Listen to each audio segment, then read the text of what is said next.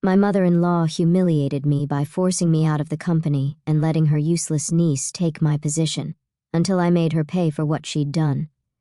This is a real business, not some kind of hobby. Victoria Bennett's voice cut through the boardroom like a knife, her perfectly manicured hands spread flat against the polished mahogany table. We need someone who understands the corporate world, not just tinkering. I sat across from her, my back straight despite the trembling in my hands. 6 years of research and development, countless late nights in the lab, all the breakthroughs at Bennett Technologies, and this was how it ended. Mother, Daniel, my husband, started from his seat beside me, but Victoria silenced him with a sharp look. No, Daniel. This isn't up for discussion. The board agrees with me. Olivia's experiments might have been entertaining when we were a smaller company, but we're going public in 6 months. We need real leadership, not a scientist playing at being an executive. My name is Olivia Foster Bennett, and at 32, I was about to be forced out of the company I'd helped build. Not that Victoria would ever admit my contributions. To her, I was just the girl who'd married her precious son, the one who didn't quite fit into her polished corporate world. The timing of the product launch is critical, Victoria continued, her voice dripping with fake sympathy. We need someone with real business experience to handle this. Margaret will be taking over the R&D department, effective immediately. Margaret Phillips, Victoria's goddaughter, sat at the far end of the table, trying and failing to hide her smug smile. She'd been gunning for my position since she joined the company 3 months ago, armed with an MBA from Wharton and a pedigree Victoria approved of. I glanced down at the papers in front of me, the transition agreement they expected me to sign.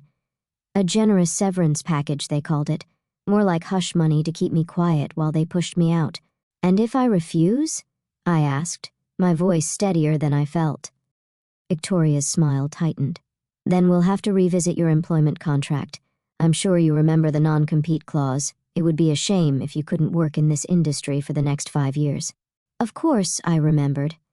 I'd helped draft that contract back when I thought I was protecting our company, our family. How naive have I been? I asked myself. Daniel shifted uncomfortably beside me. Mother, maybe we should discuss this further. Olivia's work has been crucial to— Enough, Daniel, Victoria snapped. This isn't about sentiment, this is business. The board has made its decision. I looked around the room at the board members, men and women who'd watched me grow this company from the ground up. None of them would meet my eyes. They were all too afraid of Victoria Bennett, the CEO who turned her late husband's small tech firm into a major player in the industry. What they didn't know, what Victoria had forgotten in her rush to push me out, was that I'd done more than just tinker in my lab. Every major breakthrough, every patent that had made Bennett Technologies a valuable acquisition target had my name on it. Not the company's name, mine. But I kept that knowledge to myself as I stood up, gathering my papers with steady hands. I'll need time to review these documents with my lawyer, I said calmly. Victoria waved dismissively. Take all the time you need, but I expect your office cleared out by the end of the day. Margaret needs to hit the ground running. I nodded, not trusting myself to speak. As I walked toward the door, I heard Margaret's voice, sickly sweet. Don't worry, Olivia. I'll take good care of your projects. I didn't respond. Let them think they'd won. Let them believe I was just another corporate casualty, pushed aside for someone with better connections and the right background. They had no idea what was coming. The elevator ride down to my office felt surreal. 6 years of memories flashed through my mind. The late nights working on prototypes, the breakthrough moments, the celebrations when we landed major contracts. I'd met Daniel here, both of us fresh out of graduate school, idealistic and ready to change the world. He'd been different then, before his mother's influence had slowly chipped away at his backbone. The Daniel I fell in love with would have stood up for me, would have recognized the injustice of what was happening, but that Daniel had disappeared somewhere between our wedding day and his promotion to CFO. When I reached my office, my soon-to-be former office, I found boxes already stacked by the door. They hadn't even waited for me to agree to their terms. Typical Victoria, always assuming she'd get her way. I sat down at my desk one last time, running my fingers along the smooth surface. This wasn't how I'd imagined my last day would be. I'd always thought when I left it would be on my terms, maybe to start my own company or take on a new challenge. Instead, I was being pushed out by a woman who'd never accepted me, never seen me as anything more than an inconvenience. The scientist who somehow trapped her son into marriage. My computer pinged with a new email from Victoria. Of course. HR will assist with your exit process. Please ensure all company materials remain on premises. We will mail any personal items after they've been cleared by security. Regards, Victoria Bennett, CEO Bennett Technologies. I couldn't help but laugh. She really thought she had everything under control. She'd probably already drafted the press release announcing Margaret's promotion, spinning some story about exciting new leadership and fresh perspectives. Opening my drawer, I pulled out a small USB drive, one that Victoria didn't know existed. On it was everything I'd need, copies of my patent applications, email trails proving my ownership of key technologies, and documentation of every breakthrough I'd achieved while carefully maintaining my individual rights. Victoria had been so focused on pushing me out that she'd forgotten one crucial detail. I'd never signed over my patents to Bennett Technologies. They had a license to use my technology, yes, but the underlying intellectual property, that belonged to me. I slipped the drive into my pocket just as there was a knock at my door. Daniel stood there, looking uncomfortable in his perfectly tailored suit. "Liv," he said softly, using the nickname he hadn't used in months. "I'm sorry. I tried to talk to her, but you know how she gets." I stared at him, really looking at my husband for the first time in a long while. When had he become this weak, spineless version of the man I'd married? "Did you know?" I asked quietly. "Did you know she was planning this?" He couldn't meet my eyes.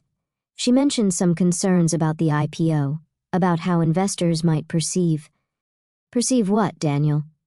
That your wife actually knows what she's doing? That I'm more than just some hobby scientist playing at business?" "That's not fair," he protested weakly. "No, what's not fair is you letting your mother run over me, over us, without saying a word." He took a step forward, reaching for my hand, but I pulled away. "Don't," I said. "Just don't." The hurt in his eyes might have moved me once, but not today. Not after this. "I'll have my things out of the house by tonight," I told him, turning back to my desk. "I think it's best if I stay at a hotel for now." "Liv, you don't have to—" "Yes, I do."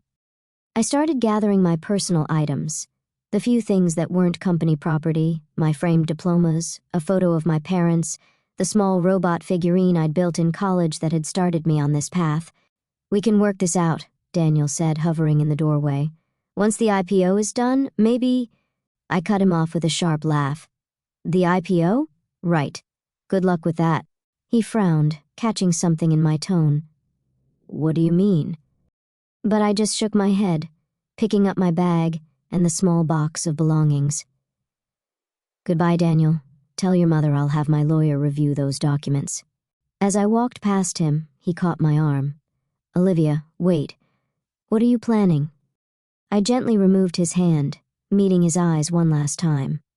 "You know what your mother always says, it's just business, nothing personal."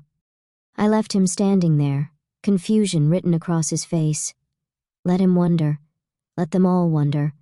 Because while Victoria Bennett might have won this battle, thinking she'd outmaneuvered her inconvenient daughter-in-law, she had no idea what was coming. In 6 months, when Bennett Technologies tried to launch their new product line, my product line, they'd learn exactly who they'd underestimated. But for now, I had work to do.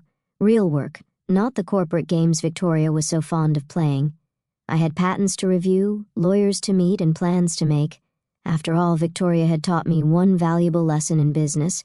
Timing is everything, and my time was just beginning. As I drove away from Bennett Technologies for the last time, my phone buzzed with texts from Daniel. "Please come home. We can talk about this." Mother didn't mean to be so harsh. Don't do anything rash. I ignored them all, focusing on the road ahead. The signs for downtown Atlanta blurred past as I made my way to the one person who would understand exactly what I needed to do next. 20 minutes later, I pulled into the parking lot of Carter & Associates, one of the city's top intellectual property law firms. Marcus Carter had been my advisor's attorney back in graduate school, and he'd helped me set up my patent portfolio when I first joined Bennett Technologies. He was waiting for me in the lobby, his dark eyes sharp behind his glasses. "I saw the writing on the wall months ago," he said as he led me to his office. "Been waiting for your call." I settled into one of his leather chairs, finally letting some of my tension show. Victoria finally made her move. Marcus nodded, pulling out a thick file. "And you're sure you want to do this? Once we start, there's no going back." Victoria Bennett isn't known for taking challenges lightly. "Neither am I," I said firmly. "Show me what we need to do." For the next 3 hours, we went over everything. My patents, the licensing agreements, the careful paper trail I'd maintained. Marcus had helped me structure everything perfectly from the beginning, ensuring that while Bennett Technologies had the right to use my technology, they didn't own it. "The timing works in our favor," Marcus said, making notes. "They can't launch the new product line without your patents, and any attempt to work around them would set them back years. The IPO would be dead in the water." I leaned back, a plan forming in my mind. "So we wait. We wait," he agreed. "Let them announce the launch. Let them start the IPO process. Then we show them exactly who they're dealing with." As I left Marcus's office, I felt lighter than I had in months. Victoria thought she'd backed me into a corner, but she'd actually given me exactly what I needed: freedom to make my next move without her constant surveillance. My phone buzzed again, another text from Daniel. "Mother wants to know if you've reviewed the documents yet. Please don't make this difficult." I smiled, thinking of the documents sitting untouched in my bag, Victoria's carefully crafted severance agreement, designed to keep me quiet and compliant. "Tell her I'll have an answer soon," I texted back. Oh, I'd have an answer for Victoria Bennett, just not the one she was expecting. The next few weeks passed in a blur of activity. I moved into a small but modern apartment in Midtown, throwing myself into preparation. During the day, I met with lawyers, investors, and potential partners. At night, I reviewed my research, identifying which technologies were most crucial to Bennett's upcoming launch. Victoria, meanwhile, wasted no time announcing my departure. The press release was exactly as I'd predicted. Bennett Technologies announces new RAND leadership, Margaret Phillips to head Innovation Division as company prepares for growth. The article quoted Victoria extensively, praising Margaret's fresh perspective and strong business acumen. My name wasn't mentioned once, as if my 6 years of contributions had never existed.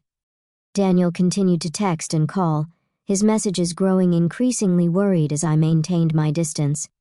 He moved back to his parents' mansion in Buckhead, temporarily he claimed, but we both knew better.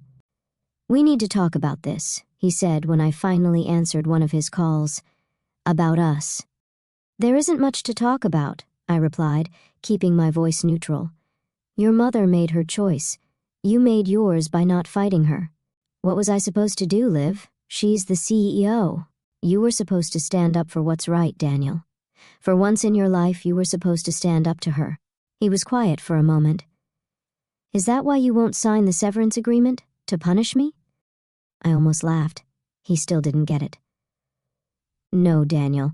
I'm not signing because I don't need their money, and soon they're going to need something from me far more than I need anything from them." "What are you talking about, Liv? You're starting to sound like your mother?" I suggested. Maybe she taught me more than she realized. I ended the call before he could respond. Let him worry, let him wonder. He'd find out soon enough. 3 months after my forced departure, Bennett Technologies made their big announcement. Victoria had gathered the press, analysts, and major investors for a special presentation at their headquarters. I watched the live stream from Marcus's office, a cold smile playing at my lips as Victoria took the stage in her signature power suit. "Ladies and gentlemen," she began, her voice confident and clear, "today marks a new chapter in Bennett Technologies' history.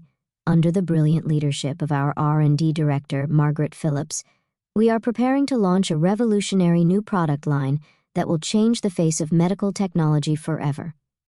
The presentation that followed was slick and professional, full of promises about breakthrough innovation and unprecedented market potential. Margaret stood beside Victoria, basking in the praise as they unveiled prototypes of devices that I had designed, technologies that I had created.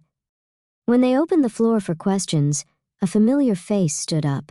Sarah Chen from the Wall Street Journal, known for her sharp analysis of tech companies.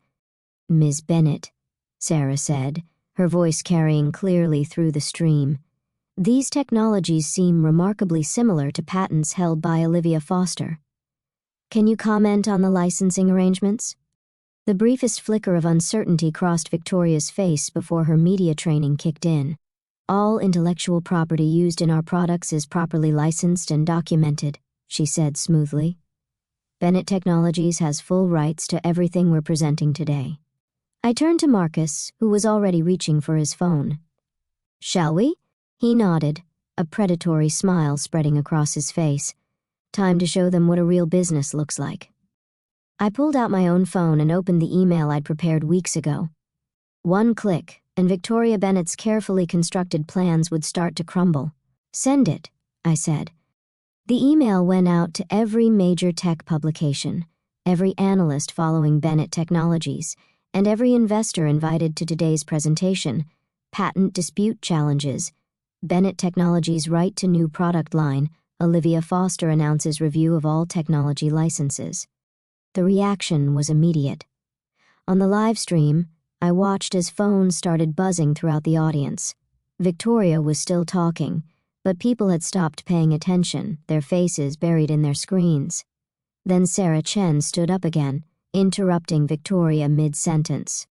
"Ms. Bennett, we've just received a statement from Olivia Foster claiming that Bennett Technologies' license to use her patents expires in 3 months, before your planned product launch. Would you care to comment?" The look on Victoria's face was worth every moment of humiliation I'd endured. For once, the great Victoria Bennett was speechless. And this was just the beginning. The chaos that followed my announcement was everything I'd anticipated and more. Victoria tried to maintain control of the situation, but the damage was done. Investors were already leaving the presentation, phones pressed to their ears as they called their brokers. Margaret stood frozen on stage, her carefully rehearsed speech forgotten. I closed my laptop, turning to Marcus with a satisfied smile. "How long before she calls?" He checked his watch. "Given her temper?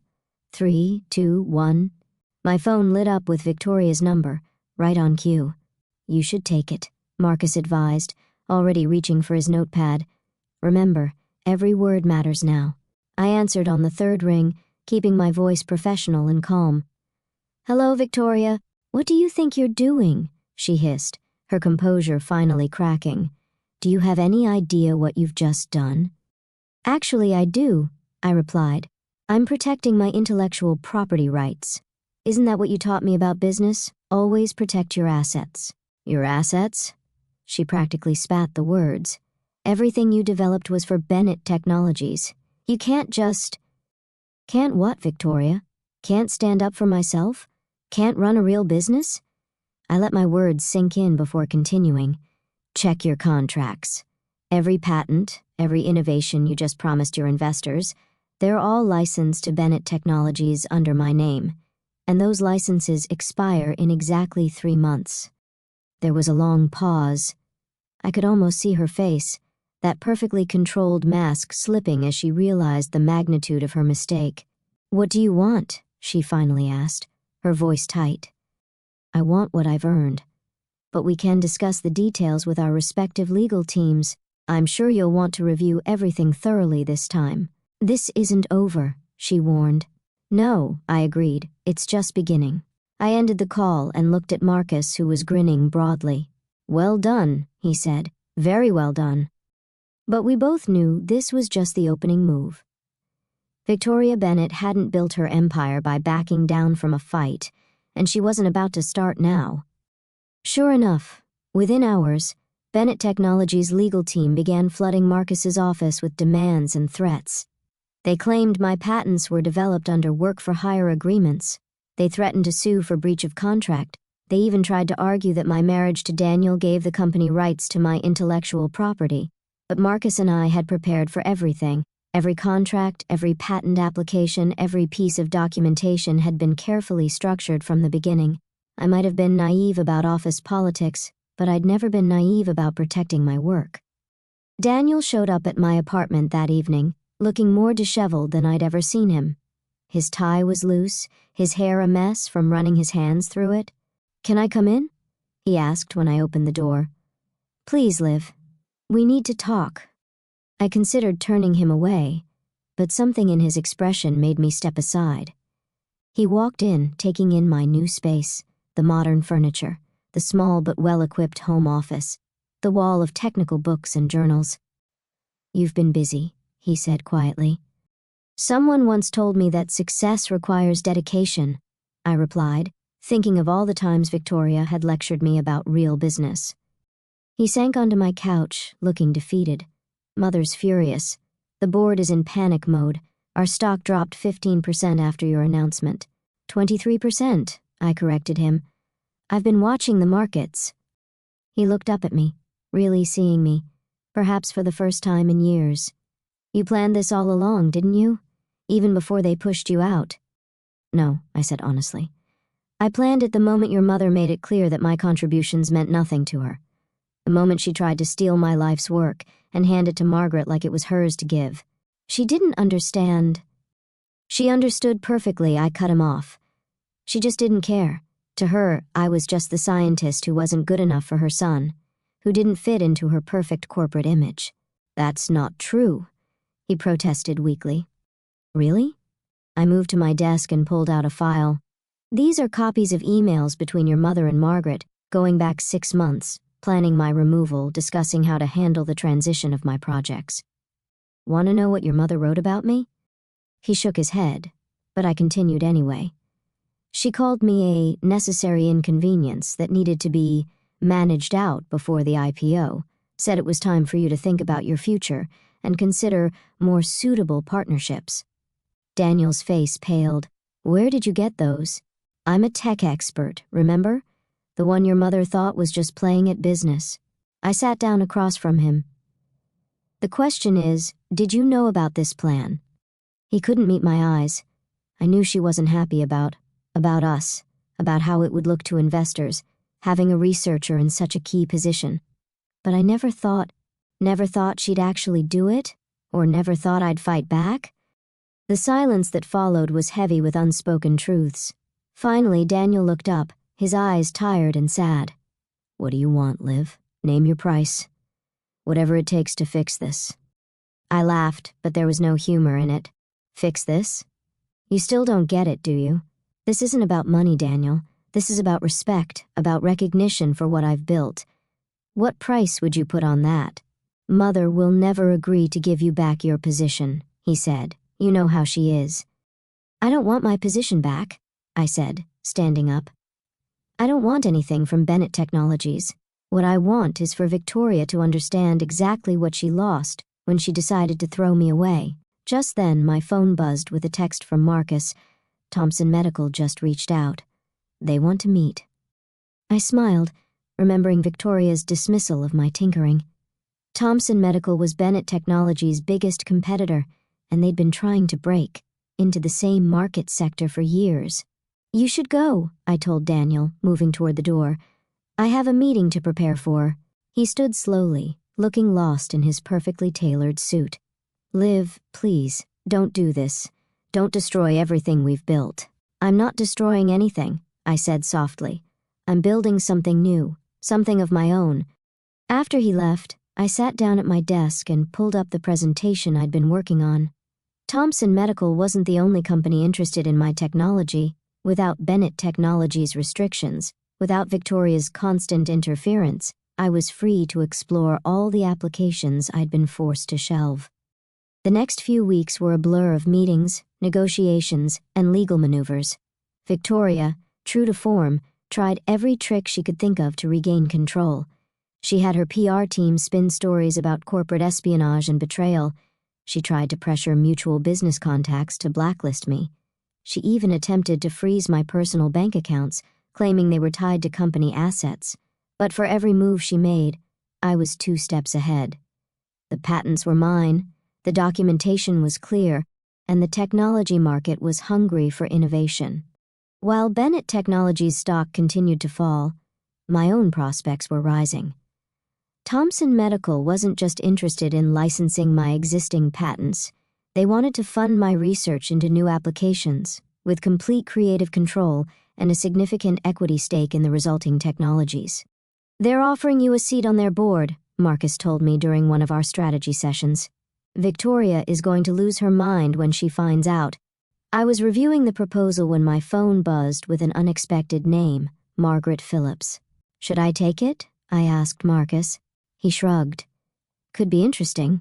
"Hello, Margaret," I answered, keeping my tone neutral. "Olivia," she sounded nervous, nothing like the smug woman who'd taken my office. "I need to talk to you. In person. It's important." I considered refusing, but curiosity won out. "Tomorrow, 10 a.m., there's a cafe called the Edison on Peachtree. Don't be late." Margaret was already waiting when I arrived the next morning, fidgeting with her coffee cup. Her designer suit looked slightly rumpled, her usual perfect appearance showing signs of strain. "Thank you for meeting me," she said as I sat down. "I know you probably hate me." "I don't hate you, Margaret," I interrupted. "I pity you. You're just another player in Victoria's game." She flinched but pressed on. That's actually why I wanted to talk to you. About Victoria. About what's really been happening at Bennett Technologies." For the next hour, Margaret laid out a story that confirmed my worst suspicions and revealed new ones. Victoria hadn't just wanted to push me out. She'd been systematically undermining my work for years, taking credit for my innovations while ensuring I remained in a subordinate position. "She has files," Margaret said, her voice low. "Documentation she's been building, trying to prove the patents should belong to the company. She's planning to sue, to tie you up in court until you're forced to settle." I smiled, thinking of my own carefully maintained records. Let her try. "You don't understand," Margaret insisted. "She's desperate. The IPO is falling apart, investors are pulling out, and Thomson Medical just announced their new partnership with you. She's talking about criminal charges, about fraud. Is that why you're here?" I asked, studying her carefully. "To warn me? Or to save yourself?" She had the grace to look ashamed. "Both," she admitted. "I thought I was getting my dream job, but it's all built on lies. And when it falls apart..." I sat back considering. Margaret might be naive and ambitious, but she wasn't evil. She was just another pawn in Victoria's chess game. "Send me copies of everything," I said finally. "All the files, all the documentation. Do that, and I'll make sure you land on your feet when this is over." Her relief was palpable. "Thank you," she whispered. "I'll send everything tonight." As I walked back to my car, I felt the final pieces of my plan falling into place.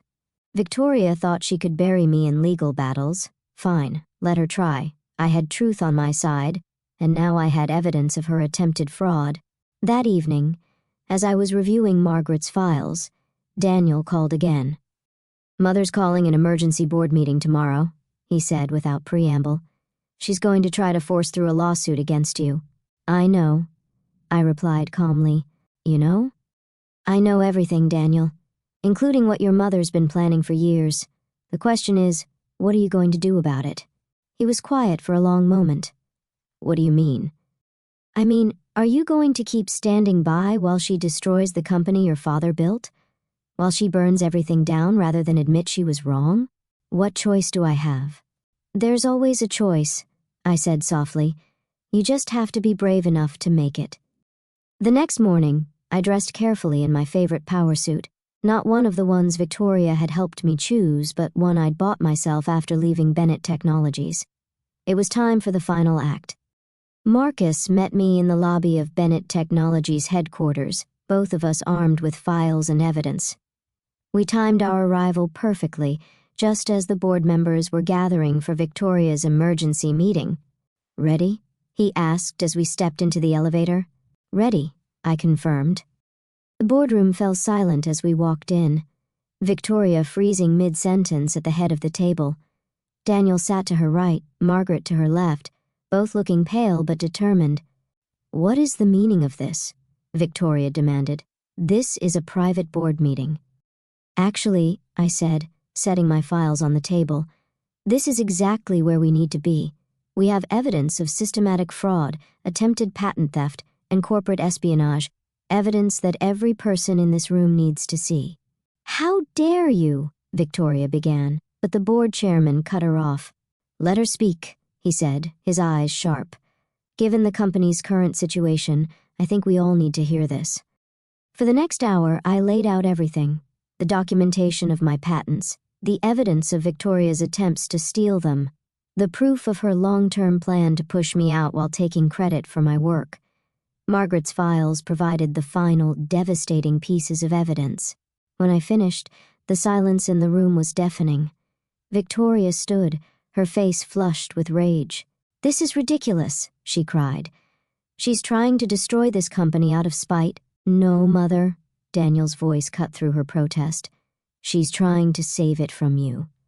All eyes turned to him as he stood, straightening his shoulders. I moved for an immediate vote of no confidence in the current CEO. Victoria's face went white. "Daniel, what are you doing?" "What I should have done years ago," he said, standing up for what's right. The vote was unanimous. Within an hour, Victoria Bennett was no longer CEO of Bennett Technologies. Within 2 hours, the board had approved my proposal, a partnership with Thompson Medical that would save both companies while protecting my patents. As the board members filed out, already talking about transition plans and damage control, Daniel approached me. "I know it's too late," he said quietly. "Too late for us, I mean, but thank you for showing me what real strength looks like." I nodded, feeling the weight lift from my shoulders. "Take care of the company, Daniel. Make your father proud." 6 months later, I sat in my new office at Thompson Medical, looking out over the Atlanta skyline. The wall behind my desk displayed my patents, not hidden away in a lab but proudly showcased for everyone to see. My phone buzzed with a news alert. Bennett Technologies announces successful merger with Thompson Medical. Former CEO Victoria Bennett retires. I smiled, thinking of how far I'd come from that day in the boardroom when Victoria had tried to dismiss me as just a hobbyist playing at business. Now, I was on the board of directors at one of the largest medical technology companies in the country. My innovations were saving lives, and I was finally truly free. Victoria had taught me one last valuable lesson. Success isn't just about having the right patents or the right technology.